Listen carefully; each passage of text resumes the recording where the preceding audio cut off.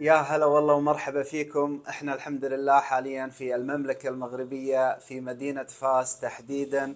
نسعد بتقديم خدماتنا لكم المتعلقة في الزواج المختلط، بشكل خاص الزواج المختلط بين دولة الكويت والمملكة المغربية. معكم اخوكم المحامي عبد الهادي الشمري من دولة الكويت، مع الاستاذة المحامية فاطمة. تشرفت في الانضمام معها في هذا المكتب. احنا هنا لكي نساعدكم، نويركم، نوضح لكم ما هي الاوراق المطلوبة للزواج المختلط بين البلدين، كيف تستخرج هذه الاوراق، من اين، كذا، سواء كانت هذه الأوراق في المملكة المغربية أو كانت في دولة الكويت، وأين هي إدارة الزواج في الخارج في دولة الكويت، لك مكتب العدول المغربي ماذا يتطلب من أوراق وشروط. ما عليكم إلا أنكم تتواصلون معنا في واتساب والأرقام اللي راح نحطها لكم. إن شاء الله نسعد بخدمتكم وحياكم الله.